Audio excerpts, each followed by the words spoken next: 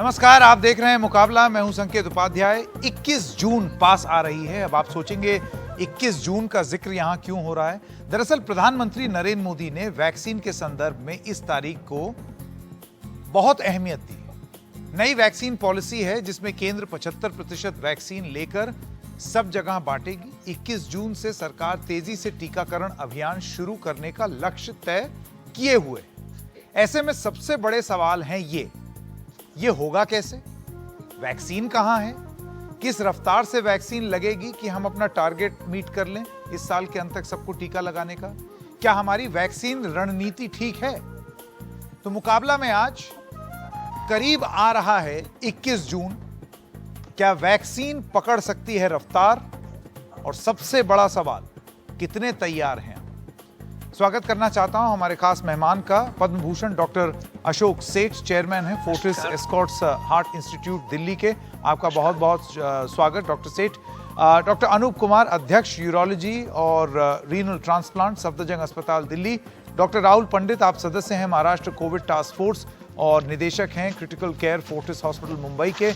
और डॉक्टर कुणाल सरकार, cardiac surgeon, Medica Kolkata. आप सब लोगों का बहुत बहुत स्वागत। मैं सबसे पहले डॉक्टर सेठ आपसे शुरू करना चाहता हूं और वो जो मूल प्रश्न है वही मैं आपसे पूछना चाहता हूं कि आपको लगता है ये वैक्सीन रणनीति हम लोग अगर नहीं पूरी कर पाएंगे इस साल के अंत तक, तो कहीं हम जानते हुए एक तीसरी लहर को चुनौती दे देंगे?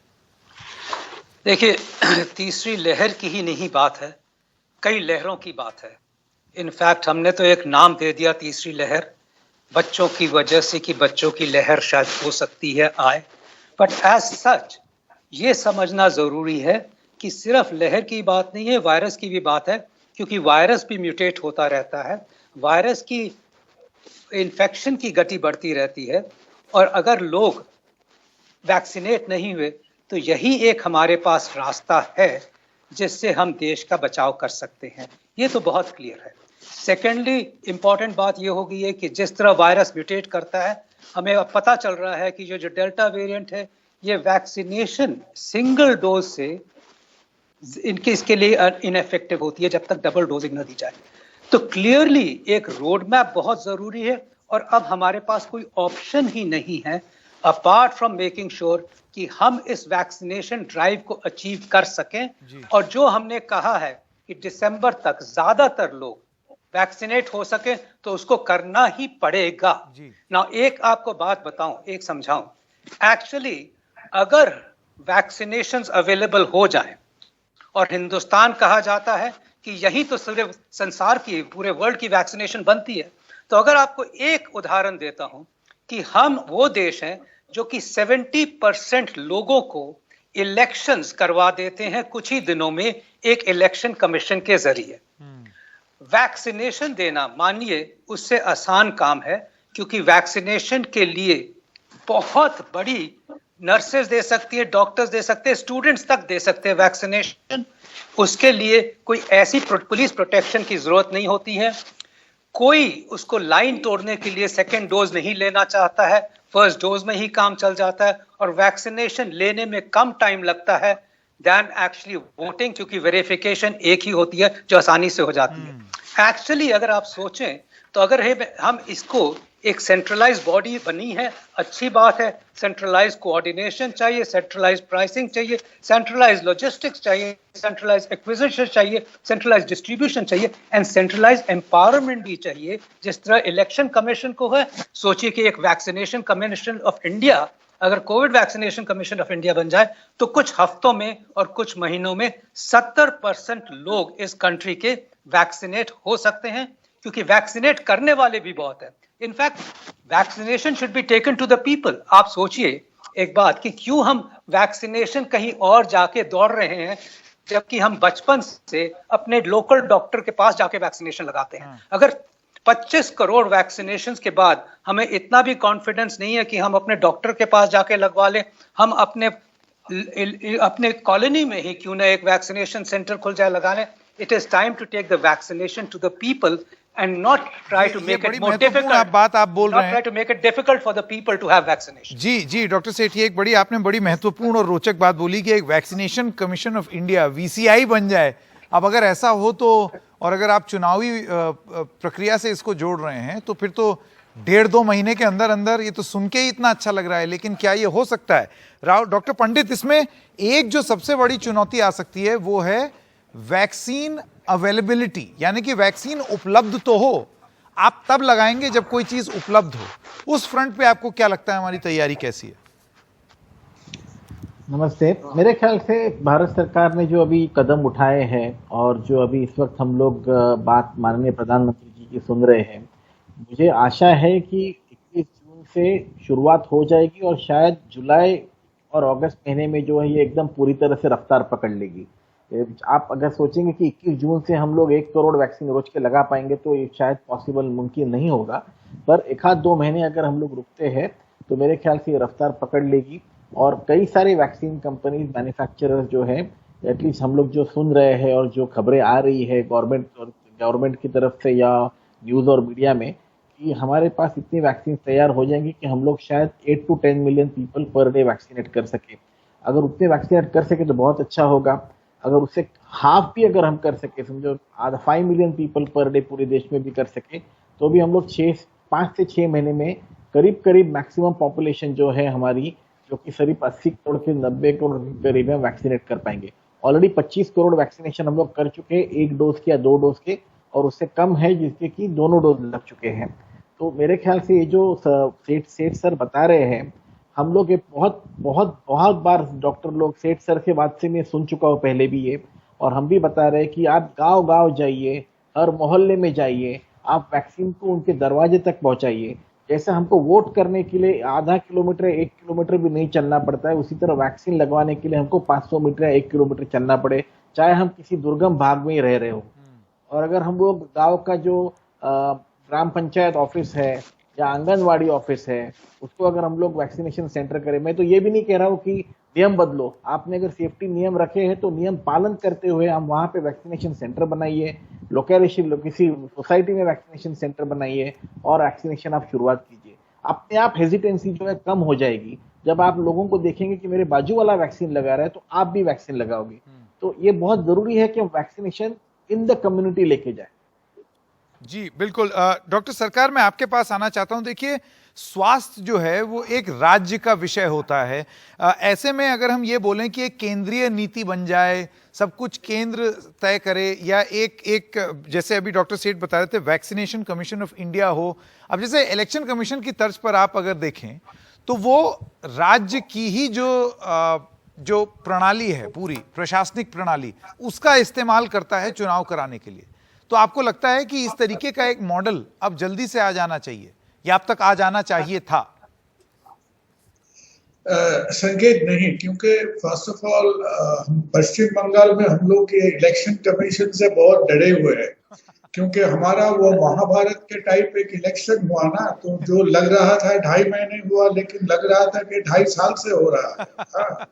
तो हम तो एक दफे सोचे थे कि एक सीट का एक दिन इलेक्शन होगा, तो मान जाइए वो भी ड्रामा खत्म हुआ।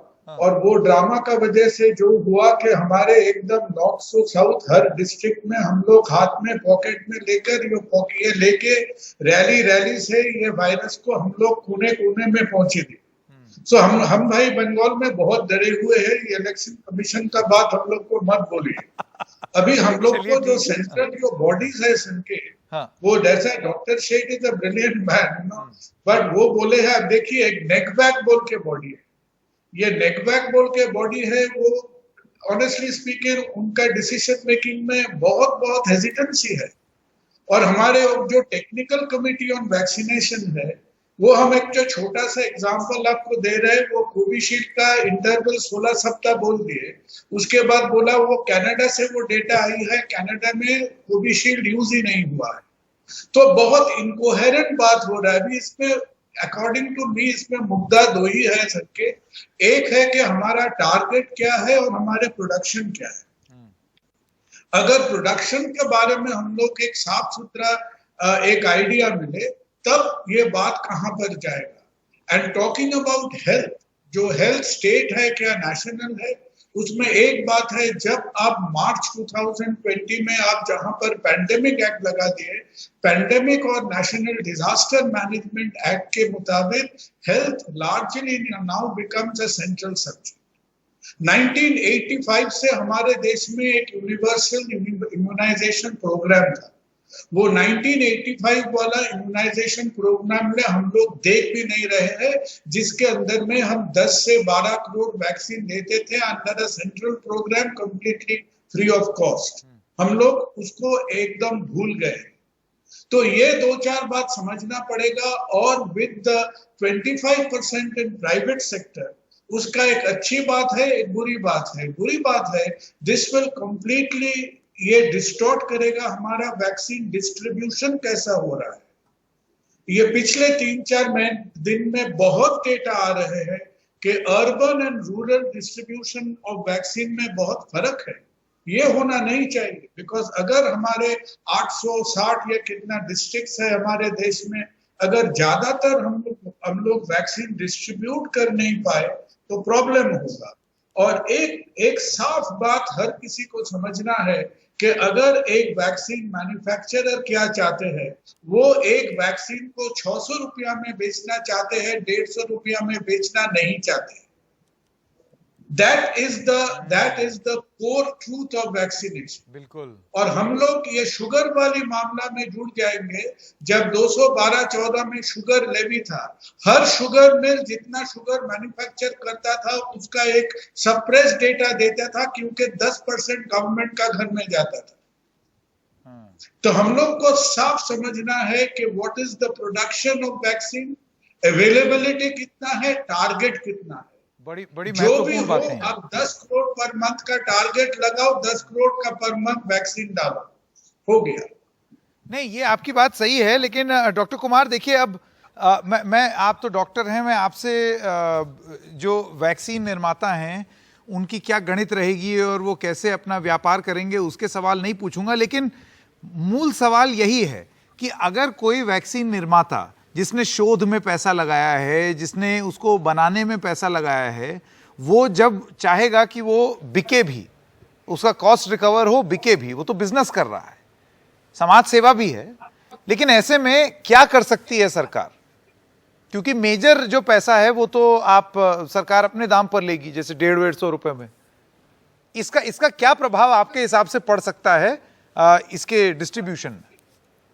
क्योंकि संकेत जी, दो बातें मैं आपको कहूंगा कि सरकार ने एक फैसला लिया है कि पूरे भारतवर्ष में फिर से सेंट्रलाइज सिस्टम ऑफ वैक्सीनेशन वो लेने वाले हैं, स्टार्ट कर रहे हैं। ये बहुत ही अभूतपूर्व फैसला है।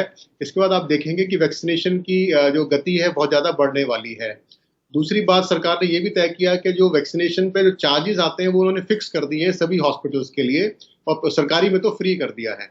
तो जहां तक रेट्स की बात है वो ऑलमोस्ट अब फिक्स कर दिया गया है, प्राइवेट में क्या होगा और गवर्नमेंट में फ्री ऑफ कॉस्ट होगा। यहाँ हमें दो बातें समझनी है जब हम वैक्सीनेशन प्रोग्राम की बात करते हैं। एक होता है वैक्सीन का प्रोडक्शन बढ़ाना, वैक्सीन का डिस्ट्रीब्यूशन करना, और तीसरा सबसे इंपॉर्टेंट है कि लोगों को आगे आके वैक्सीन लगवाना।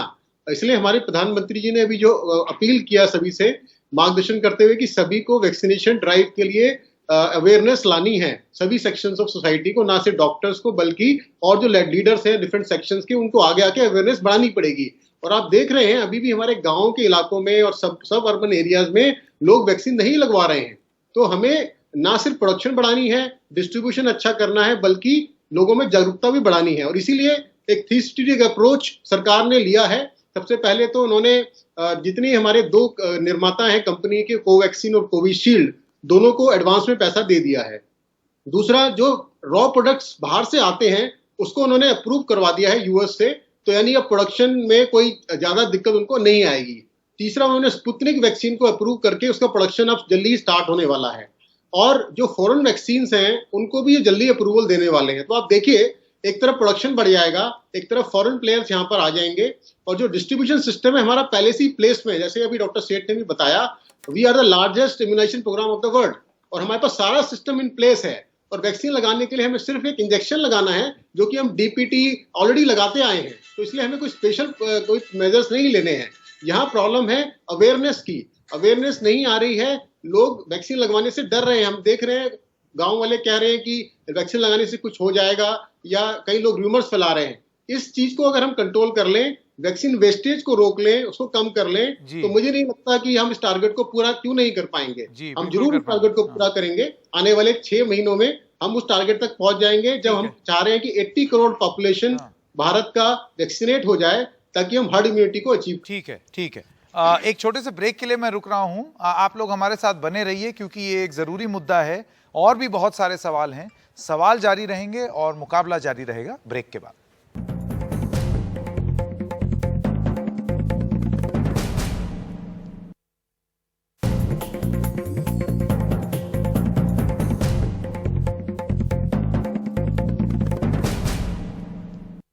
तो एक बार फिर से आपका स्वागत है मुकाबला में। मैं एक बार फिर से डॉक्टर सेठ के पास जाना चाहता हूं। तो डॉक्टर सेठ, डॉक्टर सरकार ने आपकी इलेक्शन कमीशन से जुड़ी हुई जो आपकी एनालॉजी थी वैक्सीनेशन कमीशन वाली, उसकी तो धज्जियां उड़ा दी। शायद क्योंकि वो भुक्तभोगी हैं इस वजह से, और पूरा राज्य, अभी भी वो राज्य खबरों में है।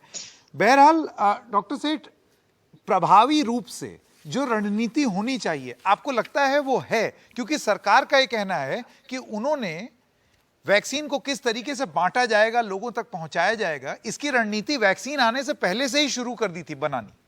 तो आपको लगता है वो प्रभावी है? देखिए, इस टाइम पे तो मैं क्लियर हूं कि गवर्नमेंट ने जो स्टेप्स उठाए हैं वो क्लियर इंडिकेशन से उठाए हैं कि एटलीस्ट 50 से 60% लोग इस कंट्री के दिसंबर तक वैक्सीनेट होंगे। और ये क्वाइट ऑब्वियस है। जो सेंट्रलाइजेशन ऑफ कोऑर्डिनेशन हुआ है, जो कि बहुत इंपॉर्टेंट है। देखिए, सिस्टम को सिंपलिस्टिक बनाना है, ज्यादा कॉम्प्लिकेटेड नहीं बनाना है। जिस सिचुएशन में कंट्री को वैक्सीनेट करना होता है, तो सिस्टम हर चीज का लॉजिस्टिकली सिंपल होना चाहिए। कोऑर्डिनेशन तभी हो पाती है। सो पहला स्टेप। सेकेंडली, जो एडवांस ऑर्डरिंग हुई है, एडवांस प्रोजेक्शंस हुए हैं, डोजेस तय हो गई हैं, कब से कब तक आएंगी, plus revamping of production, helping those private institutions, SII या हम भारत बायोटेक को कहें, उन दोनों को हेल्प करना, फाइनेंशियल हेल्प देना, दूसरी वैक्सीनेशंस को कंट्री में लाना, उनकी रेगुलेशंस को सिंप्लीफाई करना, ये सब एक इंपॉर्टेंट स्टेप गवर्नमेंट ने लिए हैं विद अ क्लियर इंडिकेशन। हमें 100% लोगों को नहीं वैक्सीनेट करना है। जरूर हमने 2 डोजेस देनी है, बट हो सकता है कि हमें 50% की पॉपुलेशन को देना पड़े, उनको न देना पड़े जिनको कोविड हो चुका है, उनको न देना पड़े जो कुछ और है। सो इसीलिए I think we are on the track. तो इसके लिए हमें बार बार डिस्कस करने की तो जरूर बात है, क्योंकि एम्फेसिस होना चाहिए। But I think the next 2 months will tell us whether we are clearly will is there. ये देखिए, मैं बार बार कहता हूं, जो कंट्री 70% पॉपुलेशन को कुछ दिनों में कर सकती है, वो हिंदुस्तान सर्टेनली यही स्टेप ले सकता है और अपने 70% लोगों को वैक्सीनेट कुछ महीनों में कर सकता है। चाहे वो दिसंबर हो, जनवरी हो, ये हो जाएगा। आई वुड सी कि yes, rethinking of policies is very important. By the way, ये भी कह दें कि ये वायरस बड़ा शार्प है। हम हमेशा जिस वायरस को देखते हैं, हम उससे हमेशा पीछे रहे हैं। हमको समझने की जरूरत है, और जैसे ही कोई इंडिकेशन आता है तो हमें रीथिंकिंग ऑफ पॉलिसीज में हिचकिचाना नहीं चाहिए। एंड ये मैं गवर्नमेंट को एक अपने प्रेयर करता हूं कि हमेशा पॉलिसीज को चेंज करने में अपने आप को कम नहीं समझना चाहिए, अपने आप को ज्यादा समझना चाहिए। इनफैक्ट हो सकता है कि ये जो रीथॉट प्रोसेस हुआ बहुत अच्छा हुआ, सेंट्रलाइजेशन हुआ बहुत अच्छा हुआ। किसी के लिए कोई अपोलोजेटिक्स नहीं होना चाहिए। ये एक पॉजिटिव स्टेप है। हो सकता है कि अगले महीने एक और स्टेप लेना हुआ, क्यों हुआ, कौन जिम्मेदार था, कौन नहीं जिम्मेदार था, उस बहस में नहीं पड़ना। अब एक कदम उठा है, प्रभावी कदम है, अच्छा कदम है, उसको आगे कैसे और प्रभावी बनाना जाए, उस पर चर्चा होनी चाहिए। डॉक्टर पंडित, मैं आपके पास आना चाहता हूं और आपसे सवाल ये पूछना चाहता हूं कि आपको क्या लगता है कि कौन कौन सी वो ऐसी एजेंसियां हैं जिनका आप इस्तेमाल कर सकते हैं ताकि जल्दी से जल्दी वैक्सीन लोगों तक पहुंचाई जा सके? कौन सा ढांचा, प्राइवेट सेक्टर में कौन कौन लोग? बीच में एक बात थी कि इंडियन मेडिकल एसोसिएशन को इन्वॉल्व किया जाए। अभी आप ही ने बात बताई कि अर्बन रूरल डिवाइड जो है, शहरों में और गांव का जो डिवाइड है वो काफी ज्यादा है। इसका उल्लेख आप डॉक्टर लोगों ने किया। वैक्सीन हेजिटेंसी इस तरीके की है कि हम तो जानते हैं गांव देहात में क्या स्थिति है। आपका क्या तजुर्बा रहा है महाराष्ट्र में, क्या बताना चाहेंगे? बहुत बहुत महत्वपूर्ण सवाल है कि हम कौन सी एजेंसीज की मदद ले सकते हैं। तो हमारे पास जो इंफ्रास्ट्रक्चर है इस वक्त पूरे देश में, एक तो प्राइमरी हेल्थ सेंटर का इंफ्रास्ट्रक्चर है गांव-गांव में, और प्राइवेट हॉस्पिटल्स का इंफ्रास्ट्रक्चर है गांव-गांव में, चाहे वो छोटा क्लिनिक ही क्यों ना हो। और अगर हमारी जो वैक्सीन अभी जो अवेलेबल है, जो प्रमुख 2 वैक्सीन अवेलेबल है, इनका जो स्टोरेज है वो भी काफ़ी मुश्किल नहीं है। एक रेफ्रिजरेटर में यूजुअली इनका स्टोरेज जो है काफ़ी अच्छे से कोल्ड चेन मेंटेन हो जाती है। तो अगर हम सबकी मदद ले, ये प्राइवेट सेक्टर और गवर्नमेंट सेक्टर दोनों की मदद ले वैक्सीनेशन में, तो ये जो है कदम हम आराम से उठा सकेंगे। हमारा ऑलरेडी 75% 25% जो डिवीजन है, उस हिसाब से भी अगर हम हमारी पूरी गवर्नमेंट की जो मैकेनिज्म है, स्टेट गवर्नमेंट और सेंट्रल गवर्नमेंट की मैकेनिज्म है, वो अगर हम पूरी तरह से पूरी इस्तेमाल कर पाएंगे तो हम वैक्सीनेशन प्रोग्राम जो है आराम से बिल्डअप कर सकते हैं। मैं यही और कहना चाहूँगा कि प्राइवेट सेक्टर ने भी बहुत इंपॉर्टेंट हाथ बटाया है, और जो 25% का जो 25-50-75 का जो डिवाइड है, वो कोई डिवाइड नहीं मानना चाहिए, वो हैंड इन हैंड जा रहे हैं दोनों, ये कोई डिवाइड नहीं है। इनफैक्ट जो सेंट्रलाइज प्रोसेस हो गई उससे छोटे छोटे क्लिनिक्स को शायद मदद हो जाएगी, क्योंकि अगर कोई छोटा डॉक्टर या छोटा हॉस्पिटल था 10-20 बेड का जो कि वैक्सीनेशन कर पा रहा था, सक्षम था वैक्सीनेशन करने में, उनकी प्रॉब्लम ये थी कि वो वैक्सीन मिलाए कैसे। अब ये जो है गवर्नमेंट ने पूरा 75% हाथ में ले लिया है, तो वो अभी वैक्सीनेशन डिस्ट्रीब्यूशन भी अच्छे से कर पाएंगे। और एक ही सिर्फ चीज कहना चाहूंगा संकेत जी, कि इसमें जो है हमको पॉलिसी जो है देखती रहनी चाहिए, क्योंकि जैसे हम सब जानते हैं कि वायरस जो है अपना रूप बदलते जा रहा है, और इसका थोड़ा जीनोम सीक्वेंसिंग का हमको मदद लेके हमको ये मालूम होना चाहिए कि किस दिशा में वैक्सीन जो है वायरस जो है अपना बदलाव ले रहा है, ताकि हम हमारी वैक्सीनेशन पॉलिसी भी उस हिसाब से थोड़ी बार बदल सके। तो इसमें भी अगर हम लोग एक्टिव रहे तो हमारी वैक्सीनेशन पॉलिसी बहुत अच्छे से आगे जाएगी। बिल्कुल। डॉक्टर सरकार, मैं आपके पास आना चाहता हूं। आपकी इलेक्शन कमीशन वाली बात तो चलिए मान ली हमने, लेकिन उसके अलावा ये सवाल मैं आपसे भी पूछना चाहता हूं कि और क्या प्रभावी सुझाव आप देना चाहेंगे जिससे ये काम तेजी से हो, क्योंकि मेरे ख्याल से हम लोग सब एक ही नियत से पूरे देश में ये चाहते हैं कि जल्दी से जल्दी लोगों तक वैक्सीन लगे। संकेत, आप देखिए कि जैसे डॉक्टर सेठ और हर किसी ने बताया है कि गवर्नमेंट के एक सेट इंफ्रास्ट्रक्चर है as far as primary health and district health care centres, उसका टोटल यूटिलिटी टोटल यूज करना चाहिए। और दिस इज वन ऑपरेशन जहां पर हम लोग कोई politics, without any politics, central state coordination चाहते हैं। अब डॉक्टर सरकार यही चुनौती हो तो ऐसे आपके राज्य में तो सबसे ज्यादा आप जानते हैं, तो बंगाल में बैठ के ये बोलना बड़ी बात है कि you want centre state coordination, तो ये बहुत बड़ी बात है यहाँ पे। बट होना चाहिए, एब्सोल्युटली होना चाहिए। प्राइवेट सेक्टर में large scale private, medium scale private, small scale private, हर किसी को एक डिस्ट्रीब्यूशन करे। और जो प्राइवेट सेक्टर में बड़े बड़े हॉस्पिटल्स है, कॉर्पोरेट्स है, उनको भी आप डिस्ट्रिक्ट में इस्तेमाल कीजिए। द डिस्ट्रिक्ट प्रोग्राम शुड, हम लोग प्राइवेट सेक्टर को इन्वॉल्व करना चाहते हैं, उनको कैंप, मोबाइल सेंटर ले जाके, बिकॉज अदरवाइज अगर हम देखते हैं कि नादर 2, 2.5, 3 महीना बाद कि वैक्सीनेशन ज्यादातर एक अर्बन प्रोग्राम बन गया है, वो ठीक नहीं रहेगा। तो गवर्नमेंट के साथ साथ private sector, moderate, small scale, large scale, कैसे बताना चाहेंगे डॉक्टर सरकार, कैसे? क्योंकि देखिए मुख्य रूप से तो सरकार की जो पूरा सिस्टम है उसी का उपयोग होगा, लेकिन प्राइवेट सेक्टर किस तरीके से मदद करे, क्या करे? देखिए हम लोग बंगाल में कर रहे हैं। हमारे जो हॉस्पिटल में हम लोग को कुछ वैक्सीन मिले हैं, हम कुछ वैक्सीन कलकत्ता में दे रहे हैं और कुछ वैक्सीन लेके हम लोग डिस्ट्रिक्ट में जाके, क्योंकि डिस्ट्रिक्ट में काफी वहां पे पॉपुलेशन है जो पे करके वैक्सीन लेना चाहते हैं, तो उसको जाके एटलीस्ट कुछ परसेंटेज वैक्सीनेशन तो वहां हो जाएगा ना। तो जहां जहां पे हम लोग का level 2, level 1, level 2 towns and cities जो है उसको कवर करना बहुत महत्वपूर्ण है। आपका कहना है कि जो बड़े अस्पताल हैं उनकी भी एक अहम भूमिका है कि वो भी जाकर के जो छोटे प्राइवेट अस्पताल हैं वहां तक अपनी वैक्सीन पहुंचाएं, क्योंकि बड़े अस्पताल हैं उनके पास पैसा ज्यादा है, रसूख ज्यादा है, उसका वो उपयोग करें।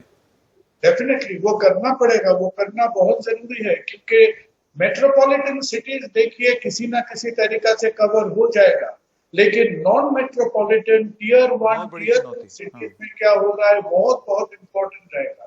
अब मानना पड़ेगा कि महाराष्ट्र से जब सेकेंड वेव का शुरुआत हुआ था, वो मेट्रोपॉलिटन सिटी से शुरुआत नहीं हुआ था, वो tier 1 tier 2 towns and city से शुरू हुआ था, जो as a secondary effect spread to Nagpur, Pune and Mumbai. बिल्कुल बिल्कुल। डॉक्टर सेठ, मैं आपके पास आना चाहता हूं, आप इस पे कुछ कहना चाहेंगे कि प्राइवेट हॉस्पिटल, जो बड़े हॉस्पिटल हैं, उनकी क्या भूमिका रहे यहाँ पर? संकेत, कई तरीके होते हैं इसको।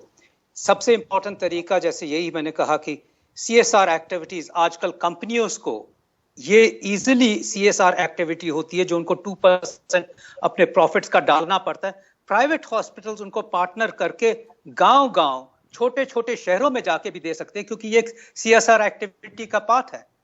This is clearly a situation जहां चाहे वो वैक्सीन प्राइवेट सेक्टर की है, फिर भी लोगों में फ्री बांटी जा सकती है।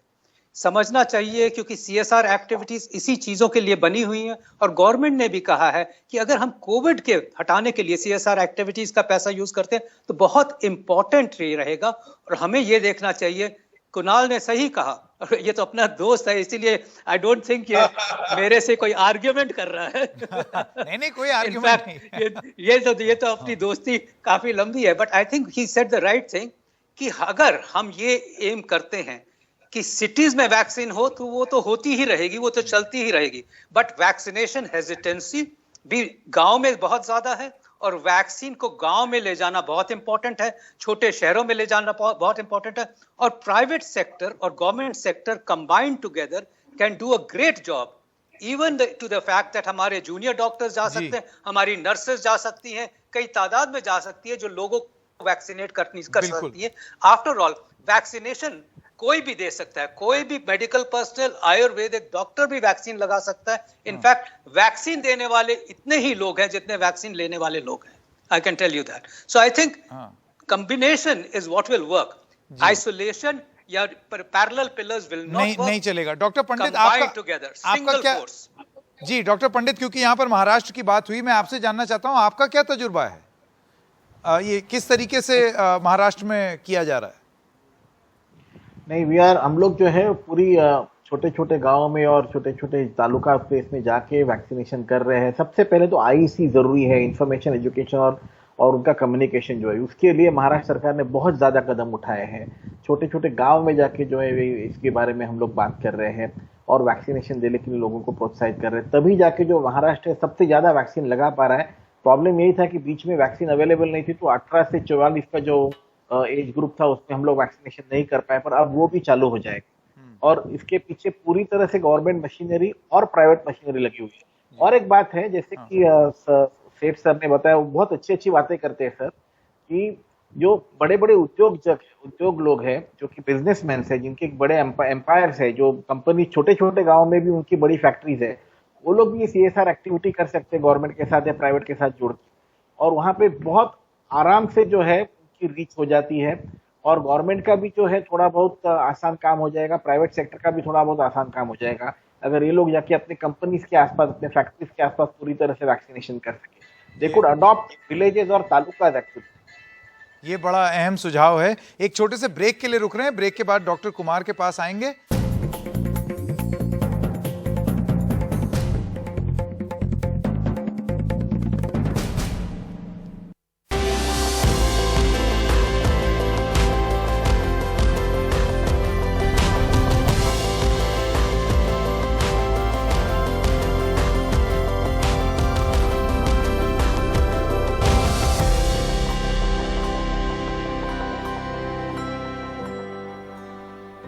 मुकाबला में आपका एक बार फिर से स्वागत है। तो बहुत सारे ऐसे सवाल हैं जो लोगों के मन में आते हैं, लोग उसको गूगल सर्च भी करते हैं, और ऐसा ही एक सवाल डॉक्टर कुमार ये है, और मैं आपसे पूछना चाहता हूं कि वैक्सीन सुरक्षित कितनी है?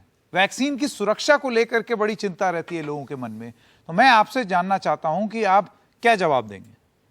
बिल्कुल संकेत जी, बहुत ही इंपॉर्टेंट क्वेश्चंस हैं, और इसी के चलते हुए रूमर्स लोगों ने फैलाई हुई हैं, लोगों में वैक्सीन हेजिटेंसी आ रही है। देखिए, हमारे देश में अब करीबन 28 करोड़ लोगों को वैक्सीन लग चुकी है, बोथ कोविशील्ड और कोवैक्सीन, और जो डाटा सामने आया है उसके हिसाब से जो साइड इफेक्ट्स हैं बहुत ही मिनिमल हैं, जो कि किसी भी एक टेटनस अगर इंजेक्शन लगाते हैं उस इंजेक्शन के बाद भी सेम साइड इफेक्ट्स आते हैं।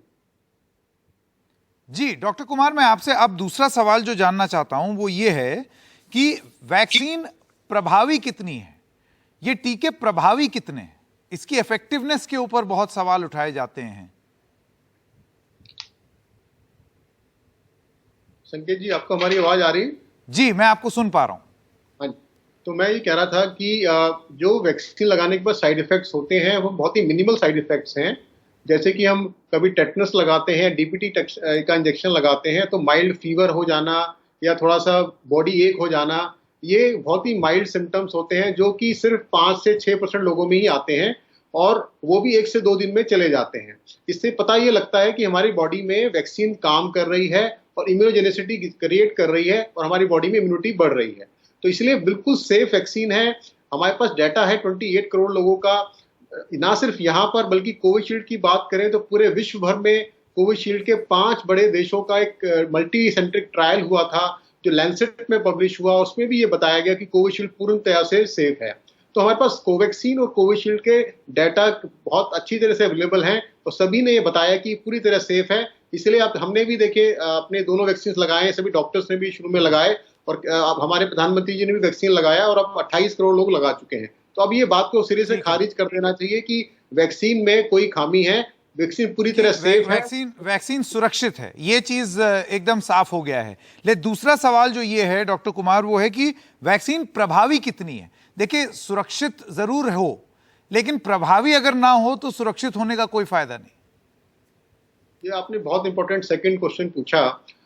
यहाँ पर मैं बताना चाहूंगा कि अभी जो स्टडी हुआ है हमारे आईसीएमआर ने, गवर्नमेंट ऑफ इंडिया ने मिलकर किया है, जिसमें अराउंड 20 करोड़ लोगों का डाटा उन्होंने एनालाइज किया और ये देखा कि 20 करोड़ लोगों ने जिन्होंने दोनों डोज या एक डोज लिया उसके बाद दूसरा डोज लिया, जिन्होंने 2 डोज लिए हैं उनको जो इन्फेक्शन होने के चांसेस थे वो 0.004% था। यानी कि 10 लाख से 20 लाख में 1 या 2 मरीज को ही इन्फेक्शन होने के चांस थे।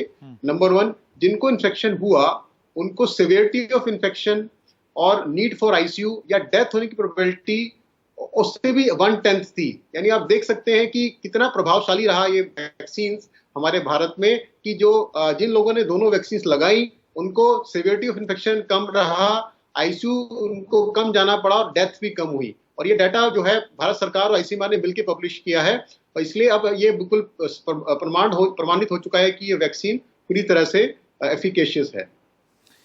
जी डॉक्टर कुमार, आपका बहुत बहुत धन्यवाद इन सवालों का जवाब देने के लिए। तो वक्त है एक छोटे से ब्रेक का, लेकिन मुकाबला जारी रहेगा। देखते रहिए एनडीटीवी इंडिया।